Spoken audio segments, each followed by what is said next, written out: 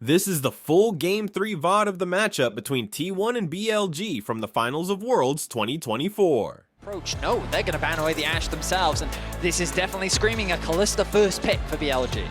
Yeah, because T1 kept on giving BLG the Ashe over to them when they are on red side, so they don't want to do the same thing. Definitely knowing the power of that.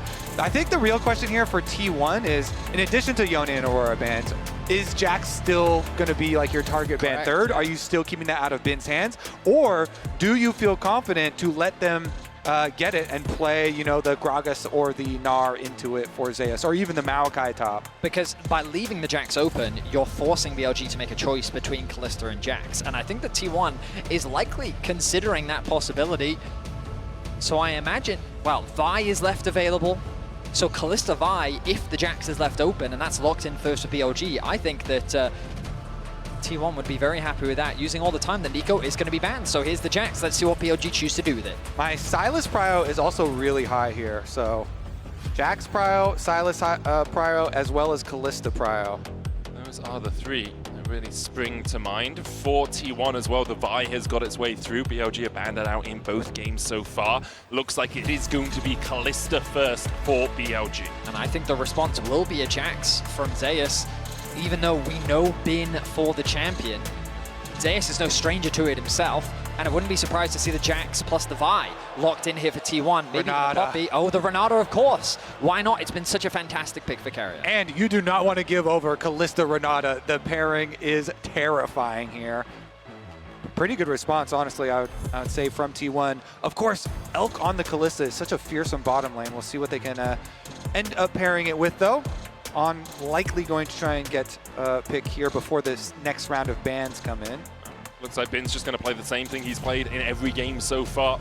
There is the Rumble for BLG. Shoutouts to Bin also, because he's put so much work in on this Rumble. He spammed it in solo queue. It's one of his most played on his solo queue accounts here, and was spamming so many games. Saw him on it in Champions queue as well. Are we going to get this locked in? We are. Blitzcrank for On as an answer to the Renata. I think it can be a great pick. And On, when he gets out on the map, he's going to be lethal. The Ballista combo. I love this combo. This is one of the most funny combos you could possibly have for the mega grabs. This would be such a big step up, though. So much playmaking pressure on a Blitzcrank to really be effective and find value. Also so reliant on having good vision control through the game, because Blitzcrank is basically impossible to play if the enemy sees you all of the time. All you're doing is running at them and hoping that they don't manage to dodge away from your hook. And then the last of those prio picks that we were talking about, T1 do collect the Sylas as well. And you think the ultimates are always what your key Rumble. Kalista potentially can be valuable, but also the juiced up AP scaling Blitz ult can do a lot of damage. Yeah, it actually is. Now the Akali going to be banned away. That respect being shown tonight. I wonder what else they could be thinking of. Maybe the Syndra, even a possibility. The problem with Knight is he has such a deep champion pool. At least he showcased. Like, do you also ban the Ahri away? We've seen Sylas used from both mid laners. Isn't even an answer into the Ahri. Is that something that they want to potentially deny? Is Sejuani taken away on the side of BLG? Yeah, trying to focus. It's such an obvious ban here with Jax and Sylas, double melee solo laners. That would just be way too much power for Owner. But you were talking about the Vi earlier as well, Vidius. That is something that Owner has played a lot at this tournament. In fact, the most at this tournament, and has been critical in them getting some of those picks. I think the Vi might open you up to perhaps a Poppy pick from BLG. It gives you like a lot of power. There's already a bunch of dashes. You can put Poppy into the jungle. Shun could look for just some of that control into T1. The thing that stands out to me was that Draven ban from BLG, recognizing that what's a good pairing with the Renata? Oh yeah. Oh, there we go. It was banned out in the second round of bans last game. Now we get to see the Kindred Galio combination from Shun and Knight. Shun is one of these players that has the signature Kindred as well as Nidalee. It was such a big pick for him at the MSI meta as well, and very, very excited to see him on it. It's with double AP solo laners as well. It's with playmakers in a Blitzcrank and a Galio for you on the front lines. So while the Rumble and Galio for BLG remain the same, the other components are vastly different. And I mean, a lot of faith is being put in Shun and Elk here, especially when you think of the superstars of this roster and this BLG roster are Knight and Bin. They're the players that everyone talks about. They're the individuals that when you look at the immaculate carry performances, it's not like Elk is a stranger to it, but those two are the historical players that are expected to make it to these large international finals. And now the carry responsibility going to be falling on Shun, going to be falling on Elk.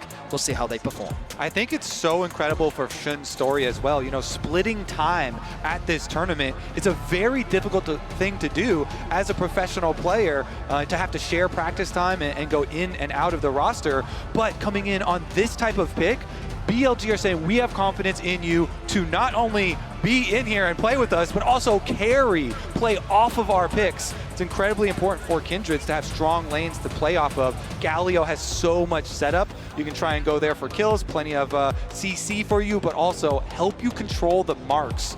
And the Galio ultimate is just such a nice layer on top of Kindred ultimates here. So tons of synergy and tons of faith here, BLG showing in their jungler. Here we go. It's game 3 of the World's final in the O2 Arena. We've seen both teams both rise to the occasion, but also be burnt down by their opposition. It has been very one-sided in the wins. Everyone at home, got to remember that you can log in to your Riot account on lolesports.com and watch Worlds live to earn exclusive Worlds emotes, icons, and capsules. If you haven't done it already, you should definitely do it, because we're going to have 3 more games of this. Calling it now. Hope so. All the way to 5. BLG on the blue side for the first time. Their level 1s have been a sight to behold so far here. T1 are stacking up, ready and waiting, aware that BLG are looking for something. And I already love what BLG have done here, getting the ward in there onto the blue buff to make sure that you know which side owner is starting on. If you don't see him on the blue buff, by process of elimination, you know he's going to just start on the top side down. And Kindred into Vi is such a fun matchup there, mostly for the Kindred side. So we'll see about the lane swap coming out. Kalista plus Blitzcrank up to the top side here. Meanwhile, rotation over to the other side, and it looks like it is going to be Kindred actually starting on technically their weak side. Can just path up towards the top side. Last time we saw a lane swap, both the junglers could just do full clears. We didn't see that invade that often you do see. Elkanon here going to be able to deny Zeus away from the wave. He immediately goes back just to help Ona with the Krugs. Gumayushi going out this wave. Knight going in already, hit the level 2. Faker takes a chunk of his HP for the pleasure of stepping up in the lane.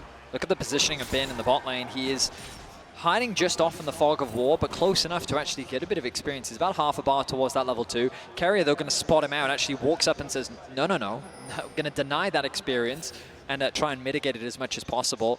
This is different from the typical lane swaps we've seen a lot at the World Championship. Similar to what we saw in the previous game, rather than splitting the map, as you guys were highlighting, it is going to be these jungle full clears, pathing away from their weak side of the map, which means the threat of a dive is a little bit lower.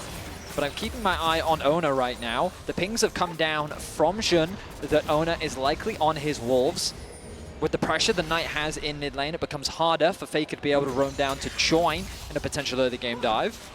BLG also pushed their wave quickly here, while T1 actually just the last hitting, just the slowly building, pushing wave. And so this one crashing a bit later into Bin. He's still going to be able to get his level 2 though, and Owner still being on Grump means he's not currently under the extra pressure just yet. Plenty of time for the swap back here. Elkanon, they go for the recall after quickly pushing the wave like we talked about on top side into the rotation over. Let's see if Shun does win out on the coin flip that happens with the first Scuttle Crabs when you're playing on this Kindred. You can see all-time 35 and 15 on this pick, but it is a lot of weight to be put on his shoulders. Remember, coming into, well, LPL Summer Playoffs, it was Wei who was the first pick jungler for BLG. Coming into Worlds, it was Wei who was the first pick jungler. Ever since Shun came in, the team seems to have that little bit more coordination, but it's still a lot of weight of expectation when you get given a pick like this. And since the Kindred mark for the very first spawn is just on Scuttle Crabs, you can just wait. True. As long as the other Scuttle Crab already taken there, you just wait and it will pop up eventually here on your Scuttle Crab as well. Just don't rush it down, but Zeus goes down for a little ward on it as well. It's going to land here onto Carrier. You can see the damage already going down into him. Gumayushi putting the feathers out. The Blade Caller doesn't connect with the root onto Elk. Now we're going to see an interesting skirmish around that scuttle, I expect, because a ward was placed by Zeus to spot it out. You can see Ona making his way towards it. Faker has to base, though, has no mana. Going to be forced to TP back into lane. Knight has the push. And here we go. The mark is there. Can he burst it down here? He has smite. He does. Ona manages to stop it from happening. But Shun is looking for more. He flashes forward. Knight on the flank as well. Ona's going to flash away. Counter-strike out from Zeus. Not quite able to connect. And the shooter's around with the stun. His first blood again. The third time in 3 games for BLG. A nice punish from BLG. Shun saying, I'm not going to let you get away with that. And he's able to secure the first Raptors respawn. And I love this trick for Kindred players because, yeah, you're like, oh no, you technically stole away my first mark. Guess what? You were marked. And we got the kill on you. So he still got his mark. Beautiful start for Shun. First blood, 3rd game in a row now for BLG. This time Gumayusi will avoid that advantage for BLG. But a small gold lead now. I guess you could say, unfortunately, it doesn't go onto the Kindred, but Bin, I think, putting that kill onto him, definitely a good place to get that gold. I just love to see that too, because you know, everybody in solo queue, when you're playing against Kindred, you always focus so much on denying them their marks and stealing them your marks. But in this scenario, you actually give over even more than if you had just let him grab the scuttle. Mid lane prio, that's what it really comes back to. Knight there on the Galio, enabling his jungler again. I will say, BLG burnt 3 flashes to do that. Ona only burnt 1, obviously to give across first blood, but there are some windows now where perhaps T1 can punish the fact that this Rumble in the top lane doesn't have a flash anymore, and you have a Jax with a flash and a Vi who can come in for the follow-up. Well, it's funny that you mentioned that, Medic, because the bot lane of T1 have moved to the top side, knowing that the Grub's spawning right now. The bot lane of BLG is also on their way. The wave is being pushed in mid, and BLG want to punish Faker. Faker has flash, but the flash in from On into the pullback. Faker's down. On secures the kill. We get to see some blitzcrank value there. Goes in, immediately makes the play while Owner actually yoinked away one of the Grubs. That's all you really need out of the first pack to at least put the threat of 4 on the second pack. I mean, the good news from Faker's perspective is the kill went down to On. Bit of a mistiming on the Rend execution from Elk, meaning that he didn't quite have the damage to get the kill, so the Ignite ended up finishing it off. And Faker also didn't burn any summoners in that trade. He's now going to path up towards top, catch that wave as the bot lane of T1 transitions over to mid lane to match that of Elk and On. 2 marks here for Shun. Again, the 4th mark is where you get your nice range increase and you're fully operational. That's your big goal. And the Kindred here off to a very good start in this Kindred-centric comp. But there it is again. I love the flash rocket punch because it really negates the ability for Faker to flash away. If you flash outside of the auto range, it's still going to connect. You still get knocked up, and then the grab comes out afterwards anyway. Yeah, there was very little that Faker could do. He burnt everything to just try and push the wave out. And so I guess the good news as well is that BLG didn't have a wave to actually push the mid tower. So they were able to get a single grub, which is definitely still an advantage because it means that on the next grub spawn, you can still look to try and contest, maybe even get 3 grubs for yourself, bringing you up to potentially 4. In any case, we turn our attention towards the Dragon as the next major objective. 80 carries have moved towards the mid lane. You can see that Knight once again finds push on the bot side of the map, and it is going to be BLG to start this objective off. Yeah, should be them finishing it off as well. I think it would be ridiculous for T1 to try and go contest that, so they just teleport up to the top side. Zeus will collect the minion wave there. No reason to throw anything else into this BLG fire that is growing in the early game. So your sights on top lane as well. I thought Carrier was actually looking for a roam up towards top, but good vision coverage from T1 on that side of the map. It would be a situation where Bin is at risk of getting dived, but with the wave situated as it is, he's chosen to back off, going back to base, and knowing that he is prone for a dive. And I wonder if he's going to path back up towards mid, or if he sets his sights back on top lane. It looks like top lane is his plan. And I want to see BLG continue with these aggressive looks. Because they are running the Galio here for Knight, it really enables the aggressive positioning from either Shun or On here, constantly looking for plays on T1 members in rotations, between those lanes swapping over. So let's see if they can actually make use of it. Currently, keeping On and Elk through mid lane here, trying to deny this cannon. And it does go down there. Nicely done. Ultimately, though, it's a very even game state. Even though there is a small goal lead in favor of BLG, a lot of that is sitting in the top lane in favor of Bin, thanks to the early kill that he was able to get. But this is what we wanted to see. Both teams relatively even, setting up nicely for a Dragon. I will say, at around the 10-minute mark in both the previous games. This was about the gold lead as well, Vetty. So until we get past 15 I'm minutes... going to be optimistic, Medic. Cool, cool. You want to be optimistic, I can understand that. It is relatively even right now, but often the game starts to explode around that 15-minute mark. Certainly does. First items are going to be crucial. You'll notice that Bin looking to rush his Leandries, get that item completed as quickly as possible, something that we often see on these rumbles, whereas the early prioritization on the Merc Treads from Zeus makes a lot of sense. Both the Galio and the Rumble, very valuable things to have Merc Treads against, but no major items completed just yet. The Grub spawning in about a minute's time, and Knight continuing to trade with Faker on the bot side of the map. Yeah, both the teams just willing to have this push and pull between the waves, you know. It's about getting towards those first items, getting towards the next neutral objective that's spawning. So although it looks like it's in action, it's just these small microcosms of action happening in each lane to try and find those minute advantages. And now you got to check those reset timers actually just before the second pack of grubs. A little interruption there, and now Faker cancels his recall on the bomb side, so he's not going for his base preemptively. He goes back to deal with the wave that Knight is pushing up. Bin getting a nice push here. Yeah. Is sitting on just short of 1,000 gold right now. He has the Rumble ultimate as well. He's going to use it to clear the wave. They're looking for a dive. CP coming in, might just be looking for another plate here as well. Knight going in with the taunt. Bin doesn't really have much left. Put the damage down. Shun on his way across them, and we'll have that Lamb's Respite. Zeus already down to 300 HP. Looking for a leap strike away, but Zeus falls. Knight takes the tower. Meanwhile, the hostile takeover goes just short of Elk as he flashes to safety. BLG able to survive down towards the bottom side. Beautiful reward there for BLG getting there first. Boom. Flash hook from On, they look for more. Faker goes back in, but the hero's entrance will bring Knight coming crashing down. Faker down to 300 HP. Bin now has that flank position, and the Leandry's complete. Owner jumps onto him with the Bolt Breaker and is able to keep him away from Faker for the moment. Faker dashes across the wall. Carrier's life will be forfeit to keep Faker alive. Brings out the bailout, but falls immediately after. Faker trying to escape. Knight still on the chase. So beautifully done there from BLG. As you say, they're not done yet. Still seeking Faker. Oh, but he didn't spot him. He doesn't actually know if he interrupted him or not. He's fishing for him. He's hunting. He wonders if Faker's still here. Now he's seen him. Where are you going to go, Faker? Already absconded, already abducted. Elk is on his way to try and accept this kill as a tribute to him. Knight comes in from the side and will make sure that Faker doesn't have the luxury of executing. That's 5 kills now for BLG, 11.5 minutes in. They have just been finding pick after pick, and it was such a well-executed dive on the top side, converted into a nice setup on the grubs, that BLG are once again outplaying T1. And I want to highlight how BLG did it. They took over the jungle first. They're positioning first towards the objective, and then they got the early route through your jungle with the extra wards there, and being able to pull off that dive with the teleport. Nicely done. I have to say, though, fellas, are we in store for a third stomp in this game? This is why you don't talk in 10 minutes, Vetty.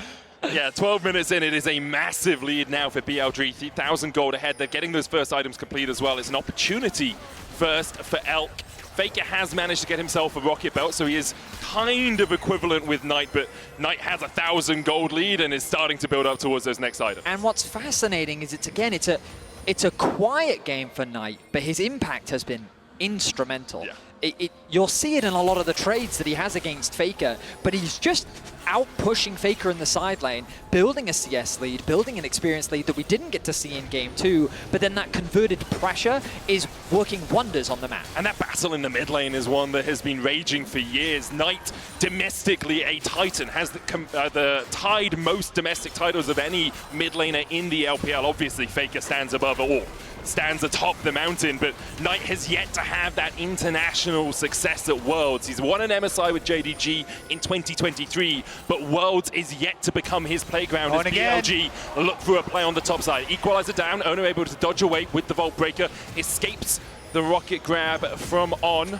Will they look for more? They still have the Lamb's Respite, remember, from the Kindred. That invulnerability field as Zeus is down to about half HP. He gets the leap strike out, and BLG will just force T1 away for now. Yeah, T1 have to leave because Knight is in mid lane threatening that Galio ultimate. This mid laner you're talking about that does so much for his team on the Galio. Their game versus HLE, especially some of these team fights, people were popping off. Elk, oh my god, insane play in these team fights, but that actually created so much space for him. Carrier actually, Renata ultimate. Oh my god, I mean, this is such a crazy thing that's happening right now. T1 committed the teleport to the bot side knowing that that was their only option for a cross map, but Knight again got to bot wave and able to clear things out. T1 quickly adapt though, they convert their pressure into mid, they're able to unlock that tower while BLG actually keep the bot tower alive.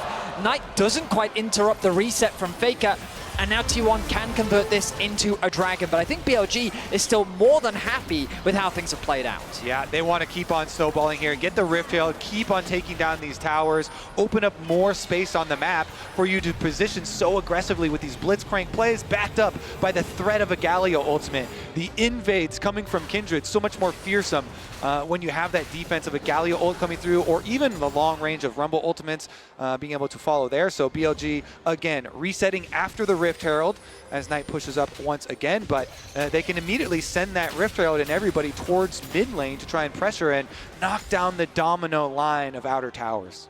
Managing to open up that mid lane tier 1 as well just gives you so much more flexibility on the map. You can step into the jungle, you can start to steal away these camps. It's what we've seen both teams do so well from an advantageous position throughout this series. BLG 4,500 gold ahead, and they are forcing T1 out of their jungle. T1, thankfully for them, managed to pick up these camps before BLG were able to make their advance, but BLG will use that pressure to push through bot. They still have the Rift Herald in pocket as well if they want to look for a tier 2 down here, or if they do want to open up mid. I mean, just look at the pressure that BLG is exerting right now on the minimap. It feels like that everything is collapsing for T1. They're trying their best to cross map, but that top tower is barely dented.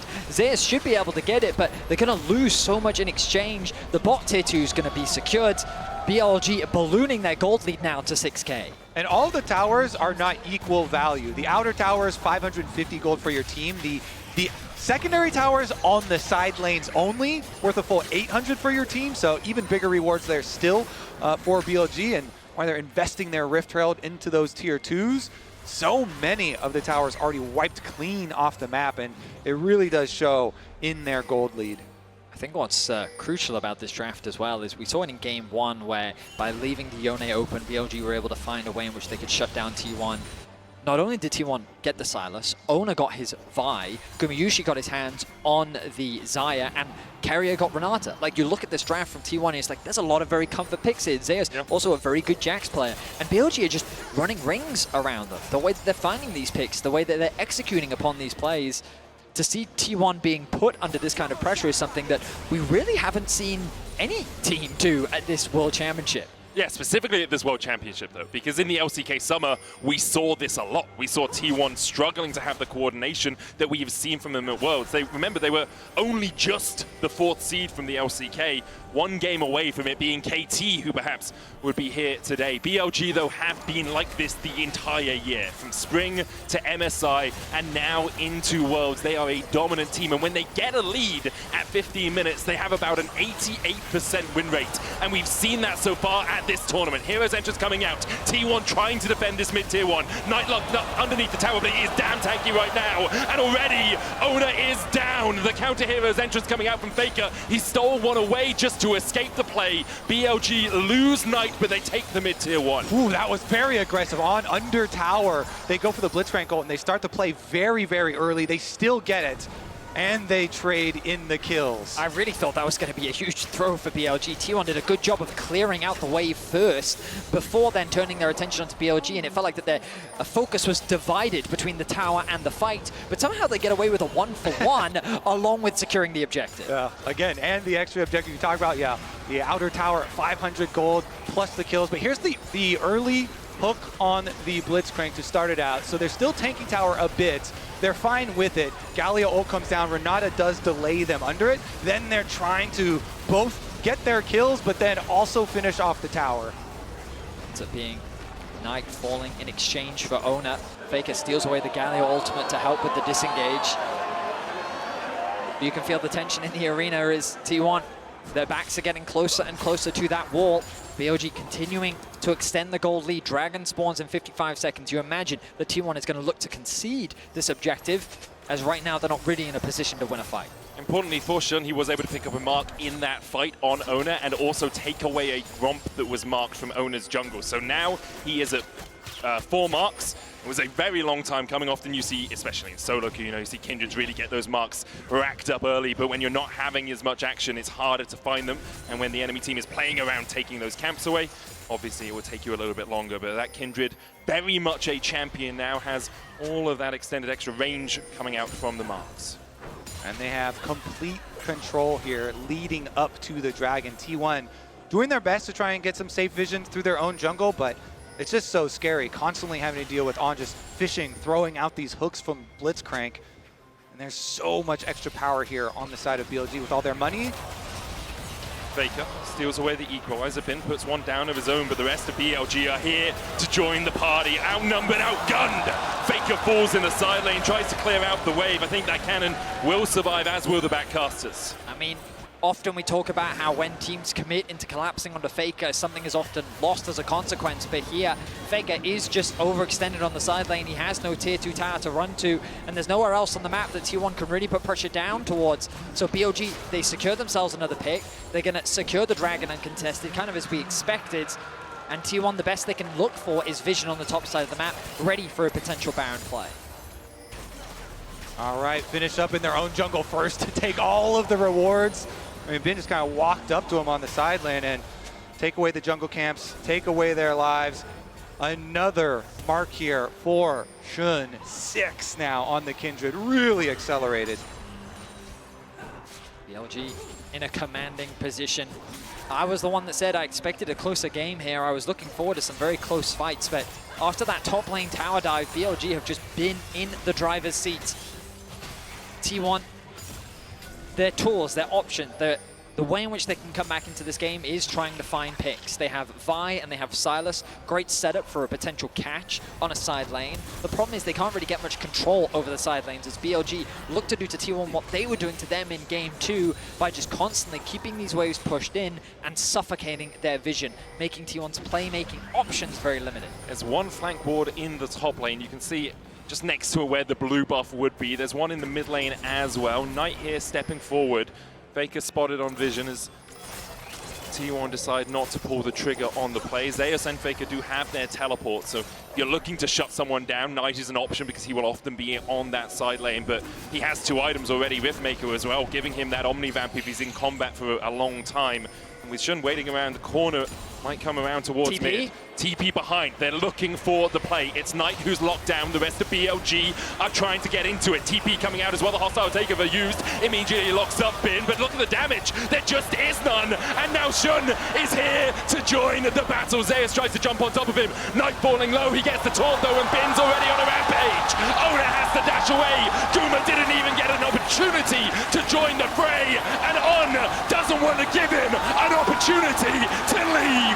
BLG find 4, and Baron is on the menu. They go at Knight, but he's too tanky, and BLG are going to respond in kind. The Baron will be theirs.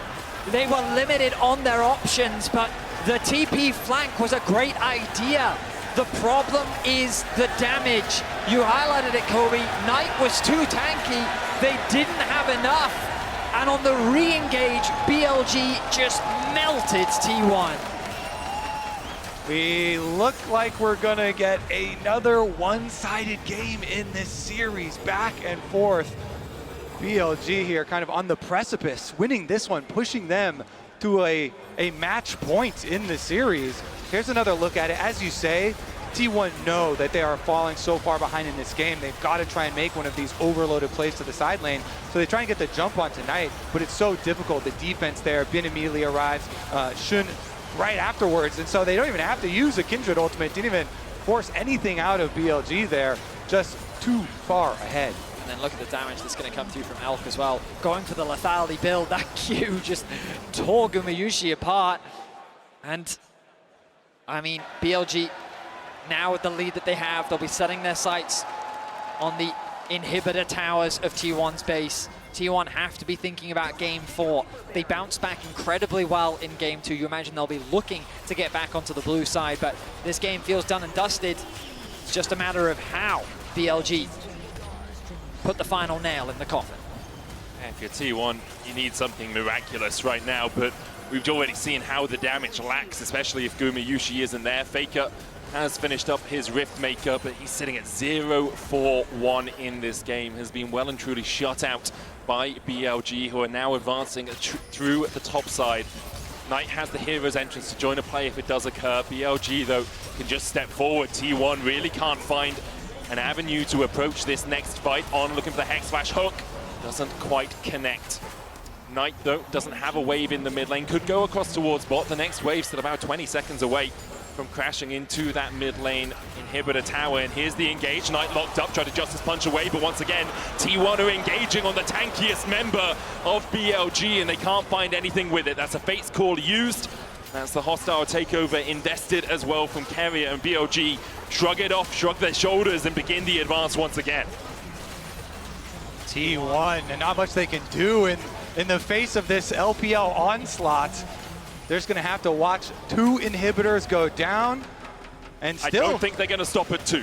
Still, they've got another 34 seconds left on this Baron, and so they're immediately pushing this one down as well. I mean, all I'm thinking of right now is what a great story for Shun it has been. You guys already mentioned what happened during the regular season with the income of Wave, but to bring out the Kindred now once again, the TP flank. Hook going down, cease and desist. They're looking to lock down Shun. Kerry already fallen as the hero's entrance will block Shun from taking any more damage alongside that for Lamb's Respite. T1 have lost their support, but can they find the fight? Zeus pops a stopwatch, doesn't have much mana left. As Knight goes in for the engage and still lands the taunt. Gumayushi down to half HP. Zeus has already fallen as BLG continue to advance. Ona, Gumayushi, and Faker trying to hold the line here. They managed to find something. They got 2 kills out of it, but they've lost 3 inhibs for it. I mean, it's the best fight that T1 have been able to find so far in this game, but the problem is they're too far behind. At the end of that fight, Knight literally just walked menacingly towards T1 and said, "You're not defending this inhibitor, concede it now," and they're gonna get a Dragon as well. BLG, 3 inhibitors secured, Dragon as well. Here's another look at it. The teleport very deep in the jungle. Oh, that was quite nice, actually. Owner with his ultimate, able to still stay connected, but they have the emergency buttons of the Galio and the Kindred ultimate, which kept their backline alive while they killed off Keria. Flash in from Guma, throws out the ultis to secure the kill onto On. Zeus, though, he'd already committed everything to try and getting a kill. Means that on the retreat, it ends up being a trade back. And Guma, with no flash, leaves him more susceptible. But I mean, right now, T1, they're just left with the scraps of their base as BLG walk away with everything. BLG on the precipice of winning this series, of claiming the world title once again. It's been 4 years ago on Suning. He wasn't quite able to take that final hurdle. Coming back here, he said, "I want to win the glory back for the LPL." And I think that resurrection for the LPL, that redemption so important for them, redemption as well for BLG as they lost to Weibo last year and weren't able to make it to the finals. Now, with 3 waves of super minions pushing in, BLG are forcing T1 to make their final stand in this game. Ona goes in with a bolt breaker hooked in as well, the cease and desist. Silence Ultimate stolen away. A hero's entrance is followed by a second, but it looks like Faker's more like Icarus than any hero taking to the skies. Knight pops a stopwatch. T1 go pop. Zeus locked up towards the top side. Already 4 for naught for BLG as they are looking to take us